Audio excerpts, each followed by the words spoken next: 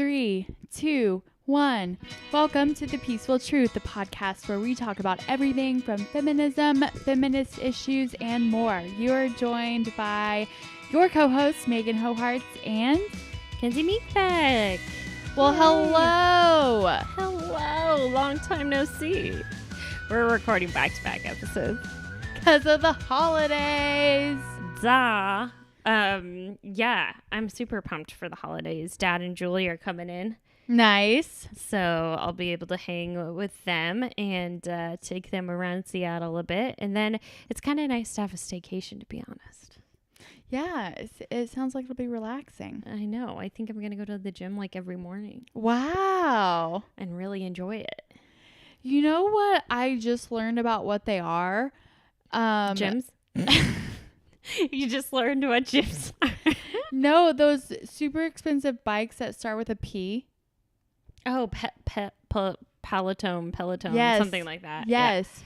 Yeah. Like women right now are screaming in their heads, it's this. I didn't know that they were a thing, but they're very much a thing and they're very popular. Are you thinking of purchasing one? God, no. Those are like a couple grand. They're like, yeah, at least, actually. And then you have that little screen and then you can join classes. Did you find one that you have access to? No. Oh. This is just such a fad right now. Yeah. Have you? Yeah, I wish I had one. Like, I was entering a long time for an HGTV home contest, and it came with one of those bikes, and I was like, that would be a bonus. I just don't know if I would use it, honestly. Yeah. Really? I mean, they're cool, but I don't know. I don't know if I would use it. Yeah, it's one of those things where you feel like you would be motivated enough, but maybe not. You have to just really remind yourself, how much should I spend on this bike? Right. Okay, I'm going to get on it and do it. Right. 100%. And I also feel like I just don't get the same workout whenever I'm not surrounded by people because people motivate me. Same. Oh, I love cycling classes too. Love going to them. Maybe you'd feel motivated by the TV screen in front of you. Maybe so. Yeah. Oh, I guess what? I'm training for another century. Oh, wow. I'm just going to like start saying it so I feel like even more obligated to do it.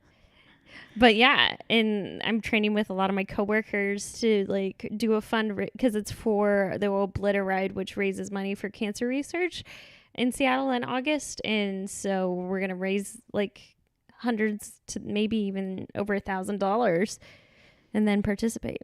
Well, I want to sponsor you. Thanks. You don't have to, you could $5, whatever. Tell me what I need to do and I'll sponsor you. Thanks. Yeah. So I need to train for that. But it won't be as hot here as it was in Texas. No, but there's hills. Oh. I don't know which one is worse in my eyes. The hills are going to be really bad. Is it like downtown? Yeah, to Tacoma and back. Oh my God. From Seattle to Tacoma and back? Holy crap, that is far. It's 100 miles. Oh, in August? Yeah. Do you have enough time? Oh, yeah. I didn't train for my Hotter and Hell one until like March. Okay. Or April of that year. And then it was in August as well. Okay, good. So you have plenty of time. Yeah. But you do probably want to start. I know. I also need to get a new a bike, a better road bike. What happened to your one? You don't like it? It's a hybrid, and it's not like ideal for long distance.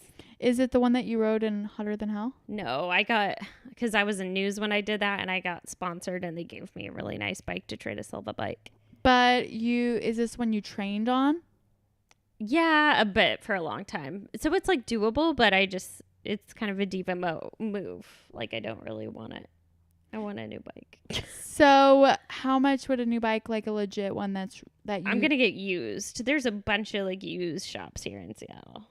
Oh yeah. We're all about recycling. Oh yeah. And cycling. So how much are you like trying to limit it to? A couple hundred, but like you can spend like thousands. Oh, I'm sure. Yeah. For top of the line. Oh yeah. Aerodynamic special tools that it's made of aluminum and you can lift it up like a feather. I don't know. I'm just making it up, but like there's stuff like that out there. So are your shorts going to have padding in the crotch? Oh yeah, And it's the like bum. a diaper. It's like a diaper. Yeah, and they cost like $100, those shorts, and the tan lines are god awful. So do you wear these shorts to train as well? Yeah, and I have like 4 of them. Oh my gosh. Yeah, You were crazy spending all that money. I know. But you have to, or It's you an would initial have... like down payment. I feel like, and then the sport is cheap. So what about the shoes? Are the shoes important? Yeah, but I already have them. Okay, so it's just a new bike that you want? Yeah. All right. All right. Christmas present to yourself. That was my iPhone. It's gonna be in a few months before I purchase that. But yeah. So speaking of, actually, the hobbies.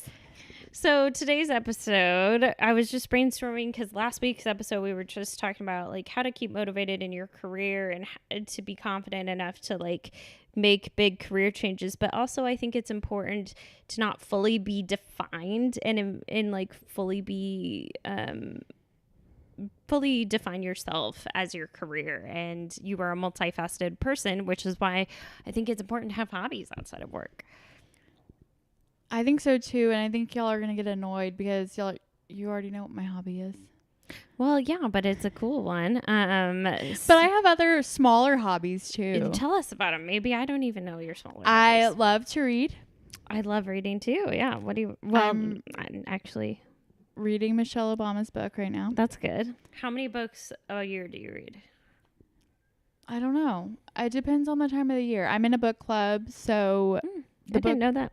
I'm in Chelsea's book club. I didn't know that. Do y'all meet in person? Mm-hmm. Oh, I didn't even know that.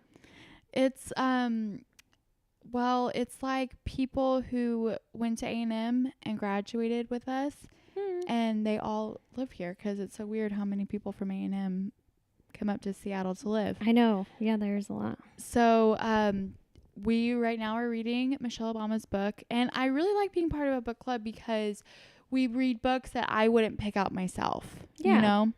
And so like last month we read a book about North Korea. I would have never picked up a book about it, you know. Yeah. But it was interesting to learn. And so I think that this book club is a really good hobby. It keeps me like have a goal. Like, okay, I have to read this book in, you know, X amount of days in order to talk about it. Like it's like a serious book club. It's not like it's fun, but it's serious. It's not like it's like, oh, I only got to page 30. Like we read the book, we talk about it, we have, you know, discussions around the book rather than just like talking about whatever. Do you feel like that develops you personally? Yeah. And I also feel like I really pay attention when I'm reading them because I'm like, I'm going to need to have some intelligent thought about what happened in this book. That's awesome. So that's one of my hobbies. And then Hannah is a big hobby. So I take her to the park every single day. Nice. And I walk her every single day. And then she goes to the dog park every single day. But animals are such a stress reliever. They do induce some stress, but they also are good. Like, yes. They calm your soul down overall. Like Binks annoys me and keeps me up at night, and walks through the podcast in the middle of it and tries to like knock our microphones. But overall, he just looking at him now, kind of calms my soul a little bit, you know? They're just so sweet and they have such sweet eyes. Yeah, they're wonderful. And then yoga is your hobby. Yoga is like my biggest, like kind of like a career. Yeah. Or like a side hustle ish. Yeah, I don't know how to explain it. It's just like what I need to stay mentally sane. That's awesome. I wish that like whenever I think about like going to Texas for long periods of time, like I'm going to be doing, you know, for the holidays, I always feel guilty going to yoga when I'm in Texas because I like my parents live in the middle of nowhere, so it's like a little bit of a drive to get somewhere. So at the end of the day, it's probably like a good, you know, hour and a half, 2 hours of the day me just going to yoga. If the class is like an hour 15, and then you have to freshen up after. Yeah, and so then I'm like, I feel guilty because, you know, my parents are we don't get to see each other all the time. But then at the end of the day, it's like, no, if they want me to be like a normal human being without like being crazy and having anxiety, then this is what I need to do. That's awesome. And I don't do it every single day, but, every other day. And then and you feel good. I feel a lot better. And you get a little side income from that. I do. So that's pretty good. And I think that it's just one of those things that I know that if I want to be the best person that I can be, then it's what I need to do for me. And I wish that everybody would be able to find whatever it is for them, like whether it's reading, or I know one of my really good friends at work, she's really into horseback riding. Like that's her thing. And so just like find the thing that you need in order to be the best person. Yeah. So, and that means that not only are you a recruiter, but you are also a yoga instructor and a reader and a podcaster. And I also really like to shop. And a shopper. I really love to shop. I know you and I, like, if we were constantly together, we would just instigate purchases. Oh my God. I am so bad at spending money. I just love to spend money. I'm good at it. I just love to buy new things. I feel guilty about it and I don't love it. And I don't seek it out, in my opinion, actively, but I feel like maybe I do because I spend a lot. Well, that's one of my goals in the new year is to be more money conscious. I kind of tried and I set goals to be, but I never really instigated them. But I've been thinking more and more that I want to save up to buy property. So I'm like, okay, I'm going to have to really buckle down. You're going to actually have to put money away and not touch it. I know. I can put money away, no problem, but then I just bring it back in. Oh, and I'm like, hey. I'm like, oh yeah, I forgot that I put that over in savings. Let me get it back over to checking. Yeah. I would say my hobbies are, podcasting and editing the podcast. And then working out. I like to cycle and work out. I need to do it more regularly, but I find working out really soothing and it makes your body feel good. Obviously, all those obvious things. And then I also run a side hustle, which I guess it's not a hobby because I make income off of it, but it's not my main 9 to 5. So I do freelance videography for different companies, and that's really fulfilling for me because it refines my skills of shooting video, shooting audio, and combining it together and having creative authority over those choices. So that's important for me to keep my sanity a little bit in check. Is it something that you consider fun or? Yes, it is fun, but often it is stressful as well. But it's fun, and I enjoy doing it when I'm doing it. It's one of those things that once you're doing it, you love it, but yeah. It's you have to sit down. It's kind of the initial dread sort of a thing, though. Why do we end up having that initial dread if we know that we enjoy it once we get started? Why, as human beings, do we have that? I think for me, I think I have that initial anxiety of it, of will I be good at it? Can I actually execute it? And then once I actually do it, it's way less worse than it is. And I know in my head that it's going to be not as bad as I think it is. But yeah, that's one of my hobbies. I like wine and cheese. That's another thing I like to look into and explore lately. And yeah, and being an aunt, that's another one of my favorite things. That girl is getting so chunky. It's the cutest thing. I get to see her today, so I'm so excited. Oh my God. It's been 2 weeks, and that's the longest time I think that I haven't seen her ever. Those cheeks are really filling in. You know. So cute. So cute. But why I wanted to talk about just hobbies and bring up ours is because going on the theme of last week, feeling stuck in these career things, don't feel stuck because you are more than just your title at work. You wear a lot of other hats. So couldn't have said it better.